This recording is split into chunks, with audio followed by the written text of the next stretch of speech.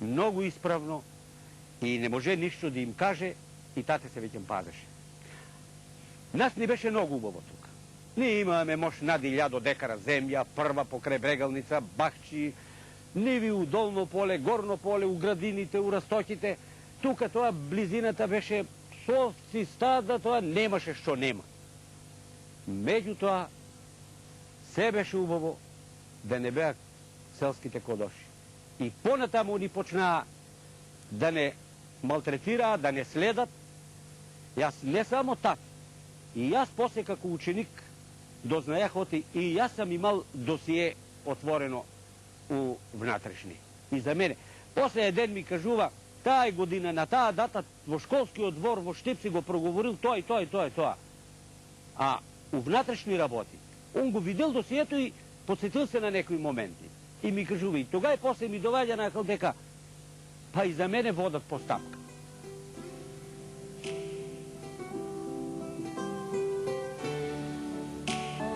Он додека беше затвор, нас не интилираа. Интилираане, у Гостивар не интилираа. Едно сабајле, рано уште пред да станеме, дојдоа тука 5-6 души полицајци и еден камион тука дојде и Пата и Перо вика, соберете се, а па тука живееме мајка ми со нашите деца 4, бееме ние 4 деца, и тетка ми на таа страна, на мајка ми сестра, и они беа па 5 деца. Вика, двете фамилии ќе соберете, ќе си земете само по една черга и една вреќа брашно. Другото вика, се некако. Товаријане, како стока, однесеане у Дебреше. 6 месеца преживеахме таму. После едно време дојдоа, вика, газдата кажа, вика, да му иселиме куќата. А тај бил некој милиционер, ама на кај македонски брод. И куќата празна. И викам, добро, ние ще се противиме. Ајде, дека у Гостивар вика ќе ве носиме. Однесеане у Гостивар, у една соба. Немаше 4 на 4, нека имаше 3 на 4 собата. Доле наземи, една черга одоздоли, една одозгори и тук.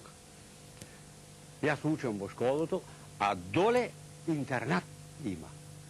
А ние сега, после првата недела беше од кога идешме, доваѓа еден од удба од Гостивар. И вика, да, задача имал да провери, да види кои са тие сега дојдените. Арно, ама кога дојде, он влегува у портата, заградени зидови, високи порти, кога влегува внатре и застанува. И вика, ојдешме ние, кажуваме, вика, добро, запиша, зема податоци, и вика, утре ќе дојдете, ќе ви дадеме точки и бонове за нарјад да примате. Како егејци, ако се кажеш моцно од тука, ништо немаше да ми дава. Арно даваше ни се. Секој први 3 месеца там бееме. Дојде ли тие 3 месеца, земеме си точките, со точките идеме, една канта зејтин, после овие макарони, фиде, од овие прашак, имаше и јајца, прашак американски, макартурови јајци и викаш. Од нив ќе ни дадат, се ќе дадат и 25 кила брашно. Дека 25 кила брашно на 11 човека? Нема, а сите деца, сите гладни. Почнахме многу да страдаме за јадење. Меѓутоа, јас се одлучих како ученик да почнам да печалам. Како ќе печалам? На непоштен начин, може би, ама гледам доле има трапезарија у школото. Трапезаријата јадат деца од интернато. И гледам, стојам на вратата, сите излезат најадени, лепо стане по масите. И јас реших низ трапезаријата трченик и торбата пунам леп и низ другата врата и избегам. 3-4 дена се така носих дома леп. Мама исплашена, синко, дека го носиш това, синко, да не те фатат, да не те пазат ворат. Не, мамо, викам, од интернато, даваа ми го детства. И еден ден тие чистачките кажале му на воспитачот. И воспитачот вика, чутете си, он пак ќе дојде и го фатиме. И еден ден јас пак влегувам, пак пунам торбата и низ вратата туп фаќаме. Стој. Кој си ти, шо си ти?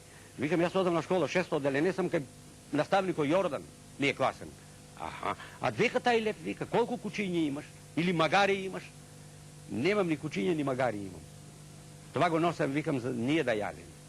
Ајде, со мене ќе имам да проверам да видам. Одиме дома, има шо да види. Кога виде 11 души, 2 жени и 9 деца, и вика, Јованчо, од утре ќе си земеш поголема торба и нема да собира залци на јадени. Цели рибички, вика, ќе зимаш, што са останали помасни.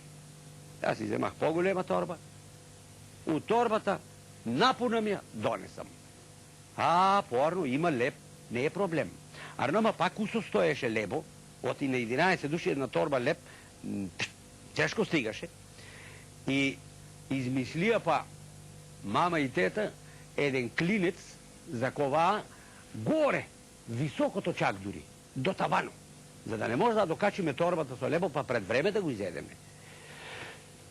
И ден за ден, арно, ама преку зимото, уште беше, кога почнеме наряд да добиваме, дојдеме у селото, имаше дрва. Но сеаше ни тие албанци таму, одаш од Плачковица таму, тоа право, не Плачковица, него тоа беше Шар планина. Право од селото нагоре е планината. Донесат дрва и на них и на нас ни донесуваш. У градо нема дрва. И викам, как да се снабдиме, пари нема, а дрва треба да купиме. Викам, сега ќе идам јас.